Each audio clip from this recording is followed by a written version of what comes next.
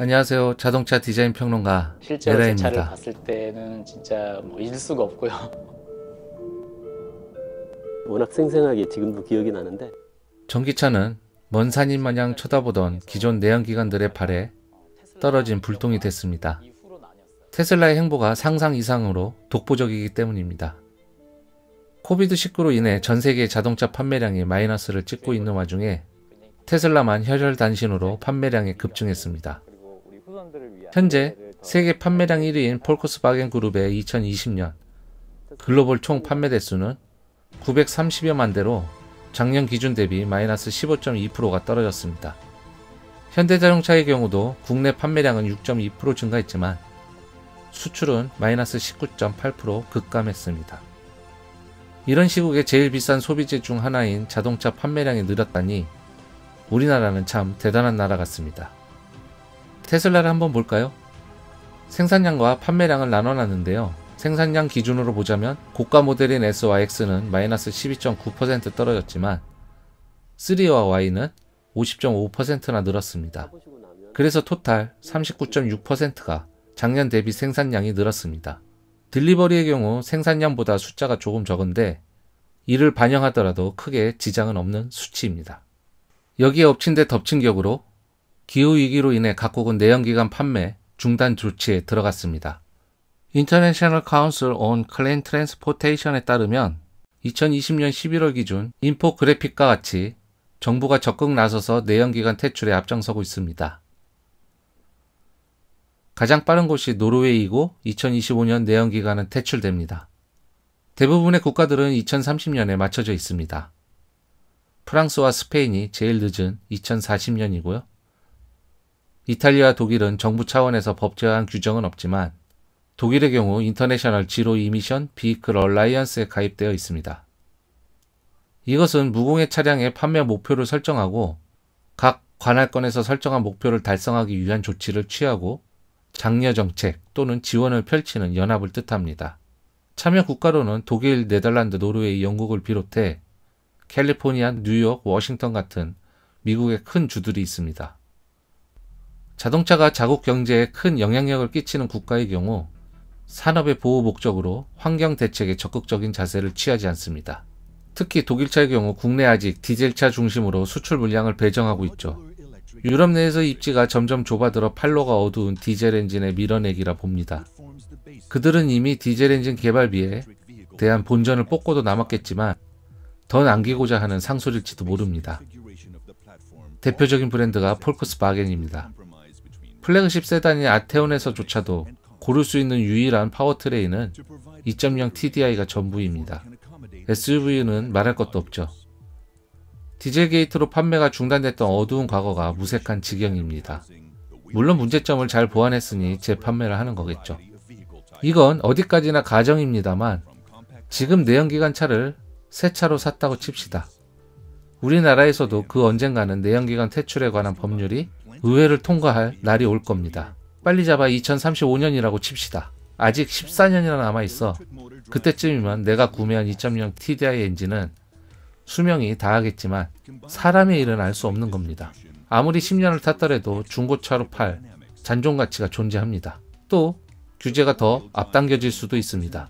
내 차는 아직도 운행할 만한 충분한 상품성이 있더라도 팔아야 하는 운명에 처할 수도 있다는 얘기죠. 그래서 중고차 시장에 내놓는다 하더라도 디젤 엔진을 선택할 사람은 없습니다. 폐차밖에 없죠. 물론 정부에서 지금처럼 노후 경유차 조기 폐차 지원금을 줄 수도 있겠지만 이 역시도 어디까지나 가정인 셈입니다. 네, 그렇습니다. 너무 앞서 내다본 것도 맞습니다. 지금 당장은 해당 사항이 없지만 점점 시간이 흐르다 보면 어느 순간 내연기관 자동차를 사는 것은 잔존가치의 포기도 포함해야 하는 날이 올 겁니다. 아울러 그런 날이 오게 되면 당연히 제조업체들도 마찬가지가 될 것입니다. 지금은 쉽게 내연기관을 포기하지 못하는 모양새이지만 이제서야 하나둘 내연기관의 개발을 중단하겠다는 소식이 들려오고 있습니다. 소비자들이 전기차로의 전환을 확실히 보여주지 않는 이상 전통적으로 빨아왔던 꿀단지를 발로 차버리는 밥은 없죠. 그런데 테슬라로 열린 소비자 인식이 기존 내연기관 브랜드의 새로운 전기차에도 전이되는 모습입니다. 독일의 경우 정부 차원에서의 내연기관 규제가 아직 정해진 바 없기에 물론 2030년 금지를 목표로 검토를 하고 있습니다만 어쨌든 독일 국민들이 당장의 전기차를 사야 할 의무감에 사로잡힐 이유는 없습니다. 그럼에도 표에서와 같이 독일에서 브랜드별 전기차 판매량은 BMW를 제외하고 기하급수적으로 늘었습니다.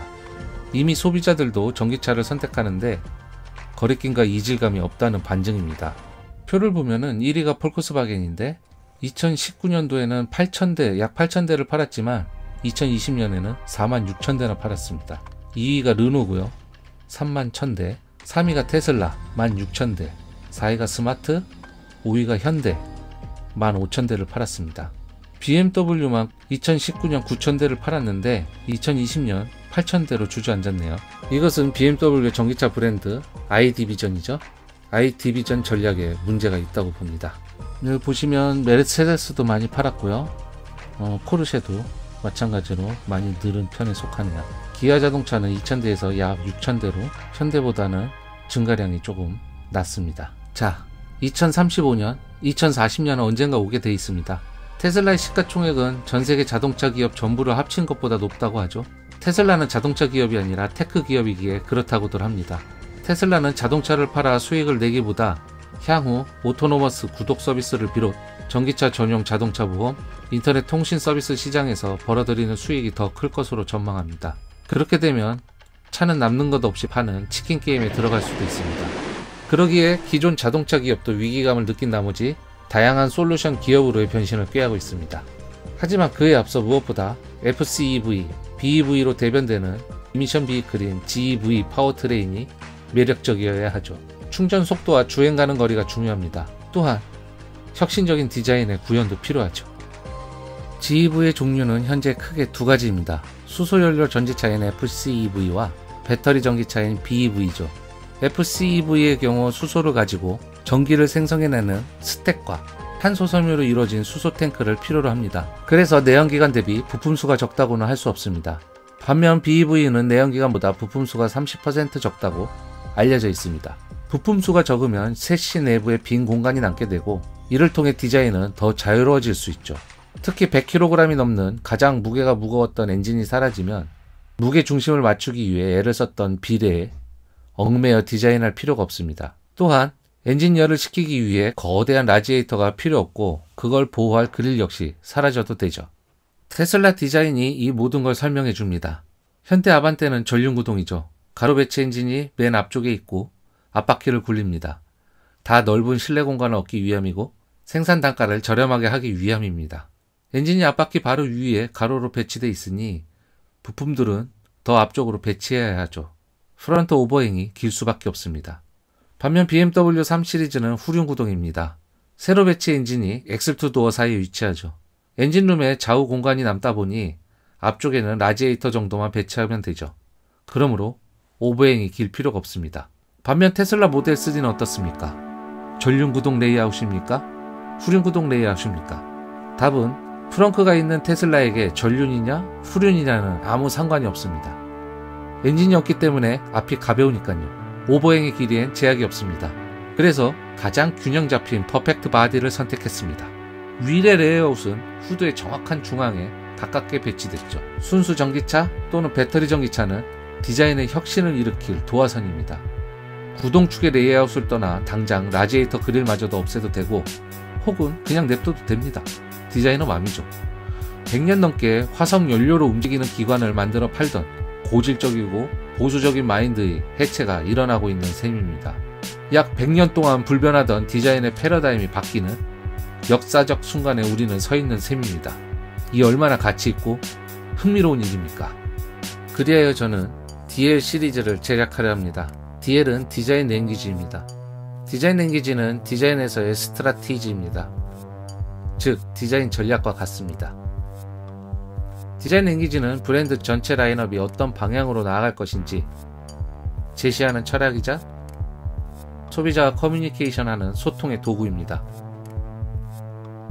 새로운 대전환의 시대에 디자인 랭귀지의 창조는 내연기관 디자인일 때의 랭귀지를 그대로 GEV 디자인에도 가져올 수도 있고 아예 새로운 언어로 탈바꿈시킬 수도 있습니다.